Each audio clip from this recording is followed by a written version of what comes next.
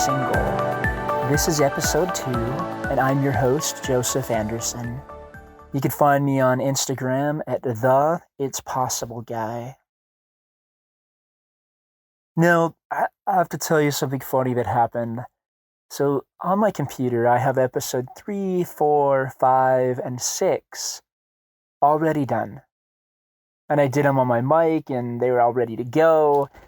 And for whatever reason, I had left my software, my recording program open, and somehow it did not save episode 2. So I don't even remember what episode 2 was about, but apparently it wasn't that important. Or I had to learn the lesson, make sure that you save the recordings that you do. So I'm honestly not sure which one of those it was, but I was thinking about last night, and also I'm on a different mic than I normally am, so I have no idea how it's going to sound when I finish actually publishing it. But I just wanted to give you that heads up and just bear with me for this episode, and the next episodes are all back with the nice mic and everything else. And who knows, you guys might not even tell a difference. I don't know. I'm pretty new to a lot of this stuff. But as I thought about episode 2, I thought about what I wanted and what I needed to talk about. And I shared with you in the last episode of how meeting my mentor really changed my life and helped me just be okay. Like it didn't change my life, like as far as, making millions and millions of dollars yet. But it did make me realize that I could be happy with wherever I was at. And I don't know about you. Yeah, I'll take the $1 million, but until I get there, I just want to be happy. Happiness is something that eludes so many of us.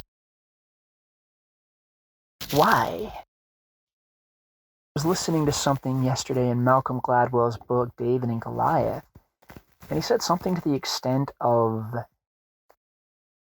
he talked about how in countries that people are supposed to be the happiest, there's actually the most suicides and things of that nature. Now, I thought that was really interesting.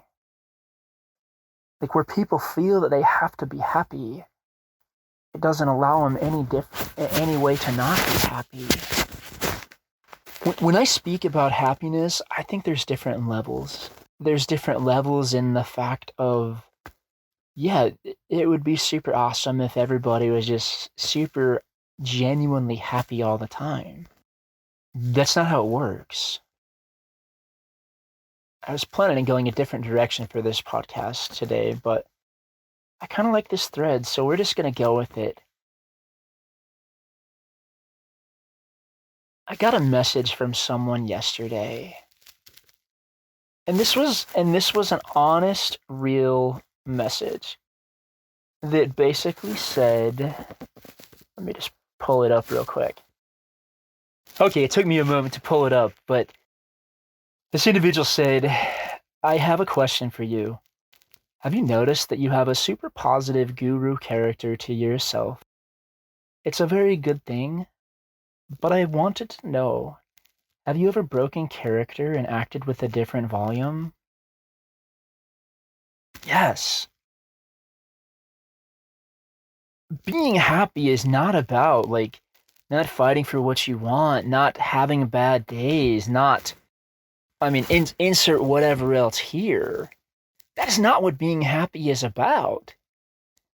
Being happy is about understanding that, yes, bad things are at times going to happen, but doing the best you can to make the most of it. Now, I'm not going to make the most of it, but well, it kind of fades into something that I was going to talk about today, which now it seems like the right time. What changed my life in the past few years has not been anything physical. I'm not even close to where I want to be financially. And I'm also still single. I don't have a lot of those things in my life that one would say that you have to have in order to be happy. But I am happy.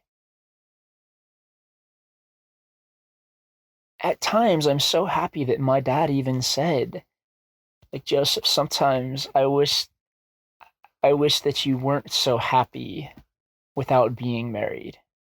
And I think that's really a common thing for a lot of people to think. Like, no, if you're too happy when you're single, then you're never going to get married. You're never going to go do the things that you're meant to do in the world. That's bull. It truly is.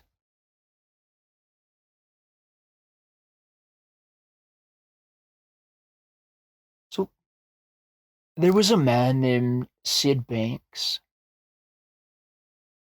and back in about 1970, now he was a Scottish welder, but at the time I believe he was living in Canada.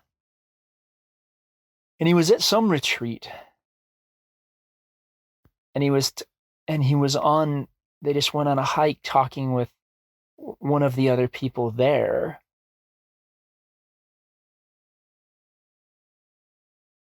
And he told the other person that he was insecure. And the man responded, Sid, you're not insecure. You only think that you're insecure.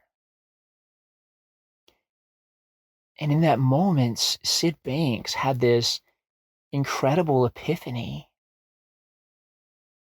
where just for a brief moment he understood how things worked. Now, the interesting thing about that, and even connecting that back to this question that this individual asked me, I'm just going to call him John because that way I can say John instead of individual, and that's not his name. But after Sid Banks had this amazing experience, what did he do? He went back to work. He went back to the factory that he was welding at. But wait, he was this enlightened guru. He was this incredible guy. Why would he do that? There's this other phrase that says, before enlightenment, chop wood. After enlightenment, chop wood. What if enlightenment isn't this great, wonderful thing that people think they have to arrive at? What if it's just more of a state of being where you're pretty happy and you understand how the world works? I don't know about you. I think that sounds a lot better and a lot funner. I'd rather play in that land. We make so much stuff up. It's like I'm here with my nieces and nephews, which is why I don't have my really nice mic that's back at my house in Arizona. And sometimes they'll get frustrated, and I am that uncle that will generally not let up in anything I do against them. I'm that guy, so if you want to send me hate mail for it, that's cool, but I've never liked that. I mean, don't get me wrong, like my, super, super young nephews, I'm not like schooling them. But the ones that are a little bit older, yeah. And my nephew was kind of giving me a hard time, and I'm like, Jensen, it's kind of like in Peter Pan, where the Lost Boys, they're talking and the Lost Boys are talking to Michael John, and they've been captured, and they're like, oh, cool. Everything, they're fun. They're like, oh, it's fun. Sometimes we win, sometimes they win. When we win, they turn us loose, or we turn them loose, and when they win, they turn us loose. What if that was our lives? What if everything wasn't so life and death? What if we were just like, oh yeah, We're the ones that make our things life and death. And it's only our thinking. Now, I'm going to share with you a couple principles here, and some of this comes from my mentor's website, michaelneal.org, which I highly recommend checking out. He's incredible, and he's further along in his journey than I am. So you can learn a lot of great wisdom there, and you can still come back to my podcast too. But so he talks about these three principles: principle of mind, consciousness, and thought. Now, I'm just going to read these directly from it. It says, the principle of mind, there is an energy and intelligence behind life. This is ever present, but is not in control. It has no inherent morality or apparent point of view. It simply ensures that but for the interference of external circumstance, acorns become oak trees, cuts heal, and life begets life. Now, putting that a little bit more into my words, there's this really cool scripture that I love that basically says all blessings are predicated on certain laws. So all we have to do if we want a certain blessing is obey the law, obey that law that governs that blessing. So, for example, if you desire to grow a business, then there's a good chance that you should show up each day and do the things that occur to you to grow that business. If you never show up in your business, then you're never going to succeed. Because the blessing, the law that governs that blessing of a successful business is showing up. It's showing up to do the things you got to do to grow your business. And I really do. I love that. I love that. I just took a second to pull that up, and I'm actually going to read you this scripture that you'll probably hear me refer to often. So it's in a book called The Doctrine and Covenants, section 130, verses 20 through 21. And real quick, if this is your first time listening, you're probably going to hear stuff from me of many different places, whether, I've quoted some, some, I guess, Eastern philosophy, the Enlightenment afterwards, cut wood still thingamajig. And so you're going to hear stuff from all around, and, just allow whatever it is to land with you. And that's fine. So it says, there is a law irrevocably decreed in heaven before the foundations of this world, upon which all blessings are predicated. And when we obtain any blessing from God, it is by obedience to that law upon which it is predicated. That's kind of how I see what Michael Neal is really talking about. And what these three principles were actually created, like I said, by Sid Banks. But yeah, the law is acorns have to become oak trees. That's the deal. It doesn't work any other way. But the second principle is the principle of consciousness. And back to Michael Neal's website, he says, the capacity to be aware and experience life is innate in human beings. It is a universal phenomenon. Our level of awareness in any given moment determines the quality of our experience. And we can be aware at so many different levels. Thinking about listening. So as a coach, that's really what I do. I listen to people. And as I listen to them and as they talk, they learn really, really cool stuff. They have these really cool insights that change their lives. That's how simple it is. But the deeper I'm able to listen and the deeper I'm able to be present in that consciousness, the more their lives change and the more my life changes. Now, the third principle is the principle of thought.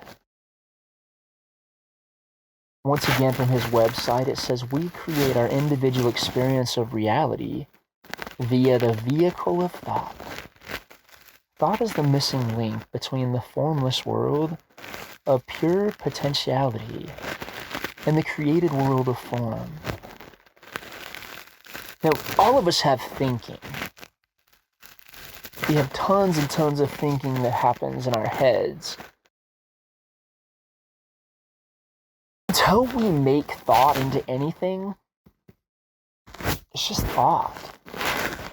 I love the example in Ghostbusters, where one of the Ghostbusters is sitting up on the top, and they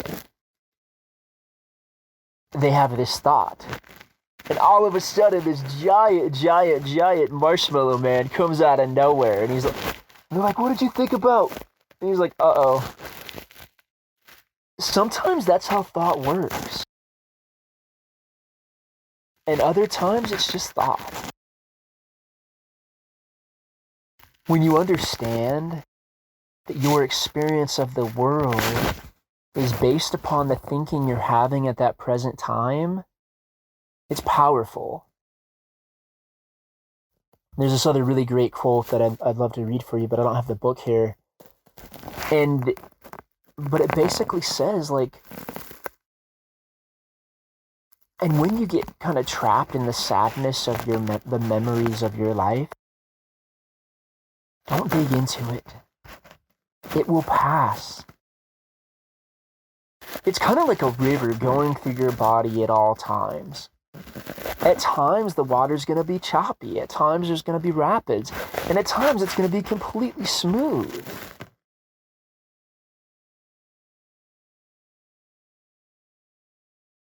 Now, why is this important? Because, as another scripture says, by small and simple things are great things brought to pass. It is the smallest, tiniest things that have the potential to change your life, whether you know it or not. So, I am very religious, as anyone on this podcast knows me, and anyone that follows my stuff on any social media. But these principles have given me an entire new understanding of religion. There's a quote that Michael Neal says. He says, "The voice of God does not think that you suck." I love that. I think so often we get caught up in our own thinking. We get caught up in our own thinking, and we turn it into that giant marshmallow man. But before then, it was nothing.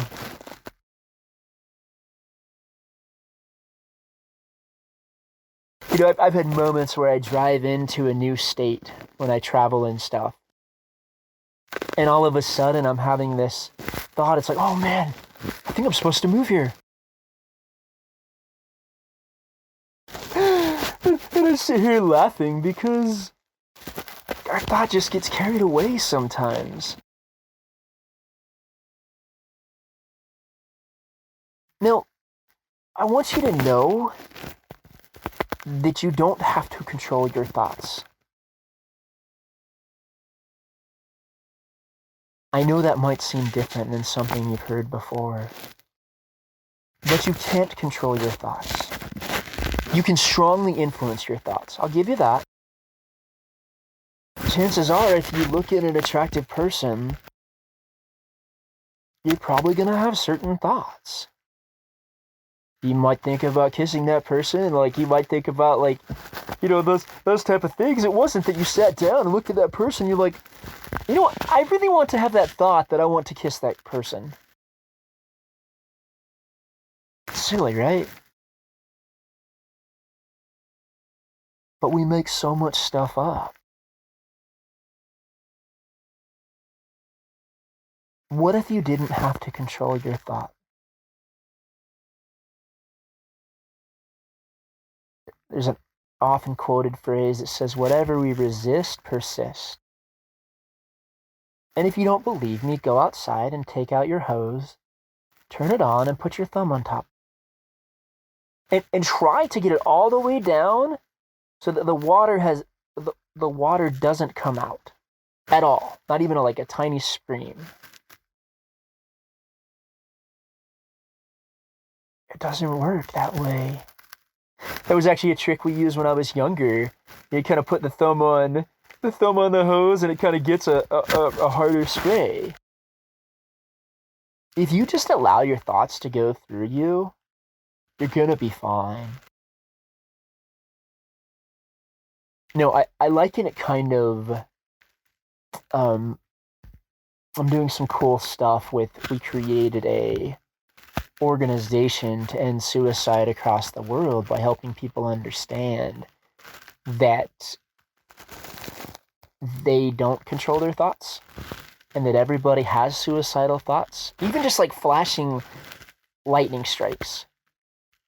You can call it a flashing suicidal thought.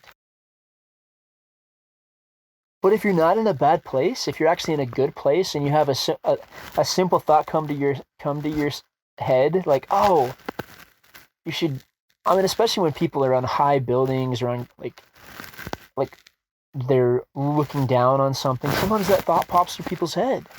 And if they're in a rough place, they might think it comes from God or something. But it doesn't. It doesn't come from that at all. It comes from, like, anytime you ever have a thought about, taking your life or doing something stupid, it comes from the adversary. The same way I believe in a higher power, I believe in a lower power. And that lower power seeks to destroy you. You're going to hear on these podcasts, you're going to hear many times the words, the inner voice, and crazy leprechaun voice or thoughts. Your inner voice is basically like that still, quiet, small voice that when you listen to, you get kind of that warm feeling, almost like you're getting into a warm blanket. It's kind of like that. It leaves you feeling peaceful. It leaves you feeling happy. Now there's another voice that I call like the crazy leprechaun thoughts that leaves you frustrated, upset, overthinking. When you just let your thinking settle, you will do much better.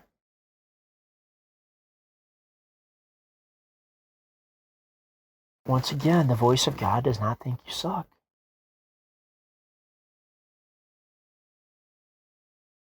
So how might this play in a real scenario? And keep in mind, going back to our friend John's comment, I am not perfect at any of this. I mean, actually, when I hear stuff like that, I'm like, really? Like, you don't know me very well. I have plenty of struggles. But if you can, I believe that these crazy leprechaun thoughts come from that lower voice or the adversary, and he seeks our destruction. So how can you tell the difference? The crazy leprechaun thoughts are simply frustrate you, they'll make you feel anxious, they'll make you feel just overwhelmed, overburdened. That's not how the inner voice works. I compare the inner voice to Chronicles of Narnia, Aslan, that deep Liam Neeson voice. Doesn't say much, but gets its point across very well.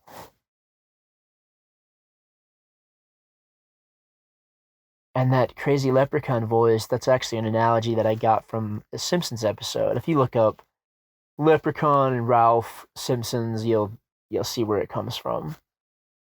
But on the episode, it's like, I see a leprechaun. He tells me to burn things. Well, everybody hears silly voices like that in their head. Maybe not audibly, generally, but we just have those little flashing thoughts pop up in our head. If you just let them go, they will get bored.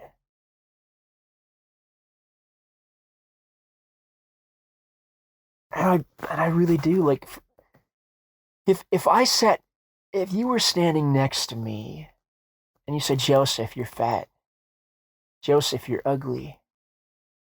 Joseph, you're single. And I just sat back and said, oh, okay. There's that thought that I'm fat. Okay, what was I working on? Okay, there's that thought that I'm ugly. Okay, what was I working on? Okay, there's that thought that I'm single. Okay, what was I working on? Eventually, you're going to get really bored and you're going to go away.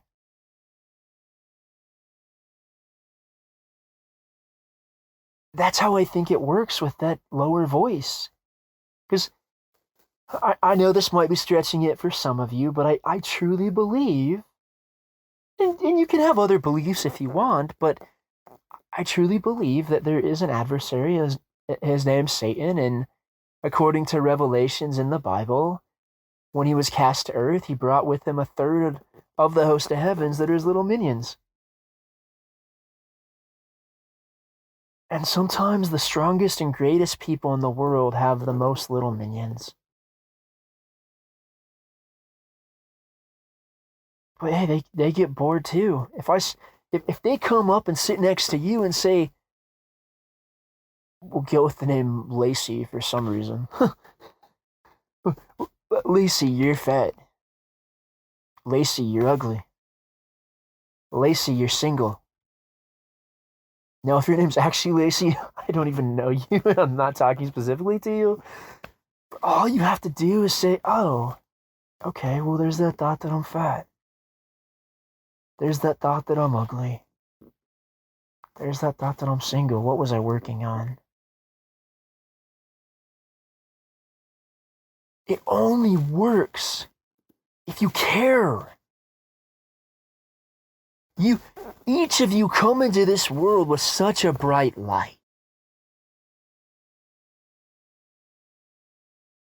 Such a bright light. And if you tell a little kid explicit words, they're going to laugh.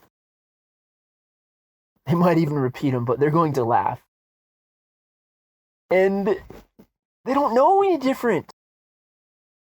But it's the same way. Like when I went to England about, I guess it's been 3 years now, but when I was over in England, there's certain words that if I would have said, that mean nothing to me, like the word bloody for us means, oh yeah, you're bleeding, your arm's a little bloody. But in England, that's a pretty bad word, so hopefully don't offend anyone over there. Like everything is so different, and it's the same for our thinking. Until anybody tells us that you're supposed to do anything different, we don't. I like the analogy of a little kid hiding behind a trash can. Now, if you look over at them and be like, oh, I see you, you're right there, in kind of a sing-songy voice, they might laugh and look at you funny, and you'll have expended some energy. No, if you look over and see it, I see you, you're right there, get out. You're also going to expend some energy. But if you simply look over to that little kid and just say, oh, I see you. You're right there. No energy is hardly expended.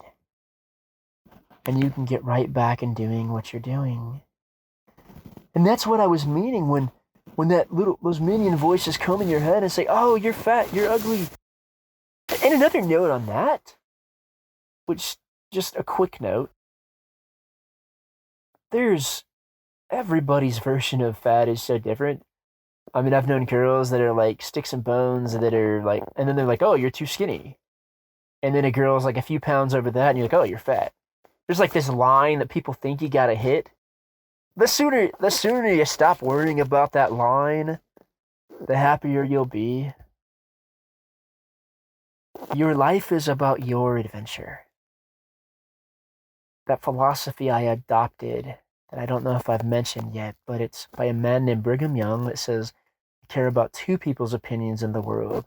What I think of me and what God thinks of me. That's it.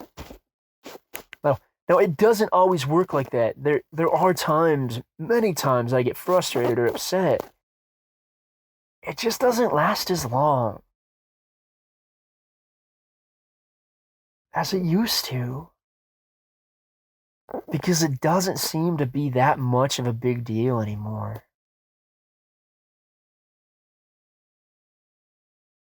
I'm telling you right now, as you begin to understand these three principles and your thinking, you will be amazed at what will happen in your life. I'm actually going to read you some words from Sid Banks here. So he says, mind, or the universal mind, or the impersonal mind, is constant and unchangeable. The personal mind is in a perpetual state of change. All humans have the inner ability to synchronize their personal mind with their impersonal mind, to bring harmony into their lives. Consciousness is the gift of awareness. Consciousness allows the recognition of form. Form being the expression of thought. Mental health lies within the consciousness of all human beings, but it is shrouded and held prisoner by our own erroneous thought. This is why we must look past our contaminated thoughts, find the purity and wisdom that lies inside our own consciousness. Thought is the creative agent we use to direct us through life. Thought is the master key that opens the world of reality to all living creatures. Thought is not reality, yet it is through thought that our realities are created. You are living in a thought-created reality. Now it's interesting. Some people, for many years of my life, I had the thought that if I was married, I couldn't be happy. Or, sorry, that if I wasn't married, that I couldn't be happy. But that was just a thought-created reality. Much of it helped by, culture and people around you. But now I've learned a different thought-created reality. I'm going to have as much fun in my single time and be as happy as I possibly can.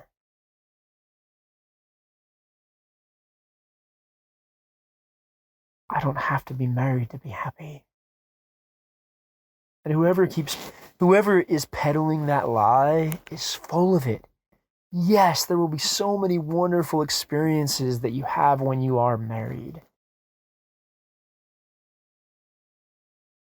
But you can have a lot of wonderful experiences now. I don't know what you're struggling with. I don't know what you're dealing with. But regardless, whatever thought created reality you're living in, you can make it better. If you don't have children and desire to spend time with children, there's a lot of ways to do that. Sit down, ask that inner voice. Okay, cool. What do I got to do?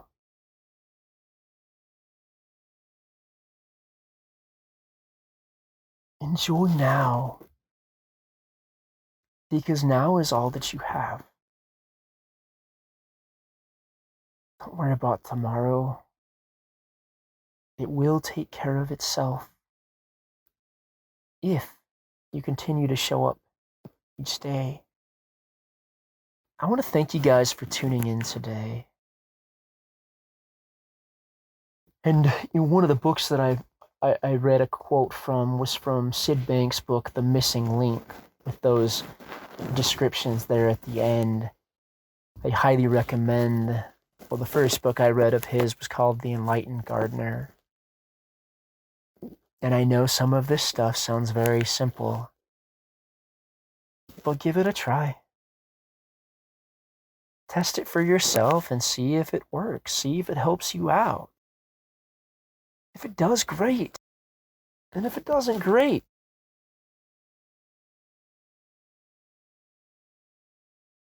I want to thank you guys for listening today. Understand, we are all living in a thought-created reality, a river that ebbs and flows. At times you're going to be happy, at times you're going to be sad. But the same way that, like Michael talks about on his website, the same way that when we get cut, we don't freak out because we know it will heal. Let it heal and let it happen.